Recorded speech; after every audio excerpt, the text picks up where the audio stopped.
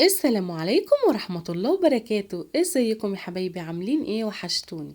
اللهم صل وسلم وبارك على سيدنا محمد وعلى آله وأصحابه أجمعين. نبدأ الفيديو بتاعنا النهاردة ونسمي بسم الله الرحمن الرحيم. النهاردة هنعمل عيش حلو جدا، ولا عجن ولا خبز. هنعمل النهاردة العيش السايل بطريقة سهلة وبسيطة جدا. عيش بقى ما اقولكيش بقى، سهل جدا وسريع وتحفة. ما كانش عندي عيش، قمت عملت لي كوبايتين دقيق، عملت كده ايه كام رغيف كده اكل بيهم. والله من حلاوته انا كلته حاف من حلاوته. لان عيش النهارده تقولي عليه يا اختي فطير، تقولي عليه ملبن. عايزه اقول لكم ان الخبز ده مشهور جدا في الهند بفطيره براطة الهندي. مشهور هناك، اسمه فطيرة براتا الهندي. عايزة اقول لكم حلو جدا وطعمه تحفة. تقولي عليه بقى فطير، تقولي عليه كريب، تقولي عليه بجد حاجة كده ملبن. بصوا طعمه جميل جدا. عايزة اقول لكم من حلاوته، والله انا اكلت الرغيف ده ما قدرتش اكل حاجة تاني من حلاوته ومن جماله. عايزة اقول لكم جميل جدا وخفيف جدا وتحفة. والله بصوا كل ما نجوع بقينا نتسلى عليه وناكل منه. تحفة تحفة تحفة. العيش ده بقى يعني تحطي فيه بقى شاورما، تحطي فيه كبدة، تحطي فيه شاورمة لحمة، شاورمة فراخ. تغمزي بيه اي حاجة. هما في الهند بيغمزوا بيه فول. بجد جميل جدا جدا جدا، خفيف جدا وطري جدا، لانه من عجينة الكريب. بجد طعمه حلو قوي وسهل ولذيذ كده وسريع جدا، ولا عجن ولا تقعدي تعجني ولا تلتي ولا اي حاجة خالص. هنعمله بسرعة الصاروخ. حلو جدا وسريع. يعني انت ممكن تعملي 3 كوبايات دقيق يعملوا لك كمية قد كده. انا عملت يعني عملت كوبايتين دقيق بس. هما يعني كوبايتين دقيق عملوا لي كده الحجم ده. وبعدين انا عاملاه كبير مش صغير، يعني عاملة رغيفة كبيرة. بجد يا بنات جميل جدا. بس قبل ما نبدأ بقى، لو عجبك الفيديو ما تنسيش تحطي لي لايك وتشتركي في القناة وتفعلي الجرس عشان يوصلك دايما مني كل جديد. اول حاجة حطيت كده كوبايتين دقيق. بسم الله الرحمن الرحيم. نبدأ كده مقاديرنا. كوبايتين دقيق، ومعلقة رشة ملح كده صغيرة، ومعلقة سكر صغيرة. تمام. وبعدين هيبقى عندي، هنزل بالمية، كوباية مية كده، واقلب واحط كمان كوباية. يعني عجين السايل قد الدقيق. يعني كوباية قصادها كوباية، يعني كوباية دقيق قصادها كوباية مية. هنزل كده كمان بكوباية المية التانية. وكده خلصنا. بصوا بقى مقاديرنا سهلة وبسيطة ازاي، وسريع جدا جدا جدا. مش هياخد معاكي ولا وقت ولا مجهود. هخلط بس الكلام ده كله كويس جدا، وممكن تعمليه في الخلاط. عجينة سهلة وسريعة، وبصوا ملساء ازاي وناعمة جدا. وبعد ما تقلبي كده كويس، لو في تكتلات او اي حاجة صفيه.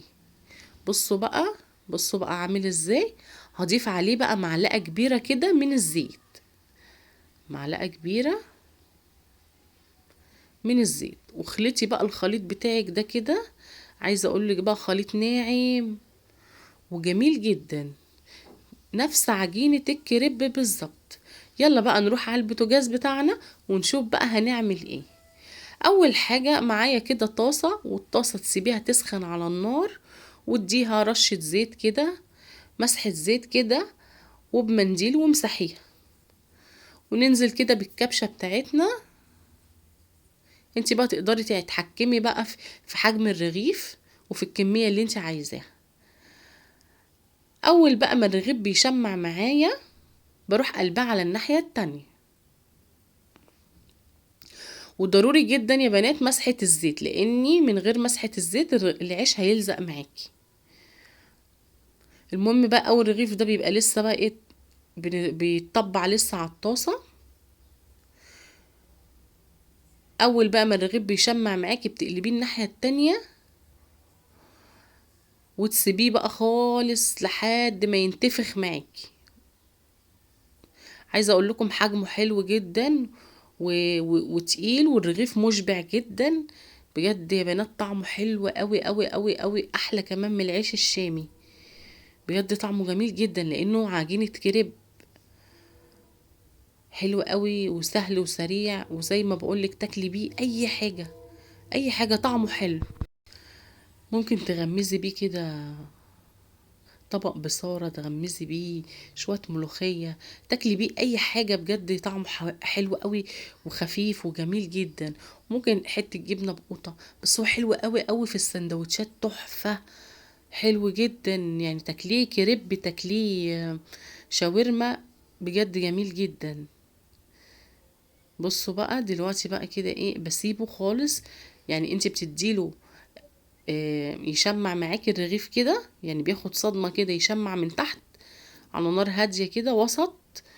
وبعد كده تروحي قلبيه، وبعد كده تروحي قلبيه تاني. المهم بقى هو بيبتدي يتنفخ معاكي، الهواء اللي جواه، الهواء اللي جواه هو اللي بينفخ الرغيف. بصوا ابتدى يتنفخ معايا ازاي. المهم بقى لو يعني المهم ان انت ما تقطعيش الرغيف. بصوا بقى جميل ازاي، والسوا بتاعه مظبوط جدا. المهم ان انت ما تقطعيش الرغيف وانت بتقلبيه، عشان الهواء اللي جواه ما يخرجش، لان الهواء اللي جواه هو اللي بينفخ الرغيف. يعني لو في خرم كده ولا حاجه، حطي المعلقه عليه لحد ما ينتفخ. بصوا تشميعه وتروحي قلبه، تشميعه وتروحي قلبه، وتسيبيه خالص بقى هينتفخ معاكي. بجد يا بنات طعمه حلو جدا جدا جدا. يعني بالليل كده لو جعانه وما عندكيش عيش، تقومي تعمليه بسرعه. اعملي بقى كوبايه، تعملي كوبايتين، تعملي 3. بجد تحفه. انا ندمت ان انا ما زودتش منه. بجد جميل جدا يا بنات، وسهل وسريع جدا. وبجد يعني يعني لما تجربوه هتصدقي فعلا ان هو سريع. بصوا بينتفخ معايا ازاي، بصوا بياخد لونه بينتفخ ازاي، جميل جدا. كمان ينفع معانا طبعا في سحور رمضان، بجد تحفة وخفيف. ولو وصلتي معايا لحد هنا ما تنسيش تحطي لي اللايك وتشتركي في القناة لو انت جديدة معايا. اما لو انت بقى حبيبتي وبتتابعيني ما تنسيش تضغطي لي اللايك، ويا ريت كومنت حلو كده جبر خاطر ليا، عشان انا بتعب في الفيديوهات دي جدا. بصوا بقى السوا بتاعه جميل.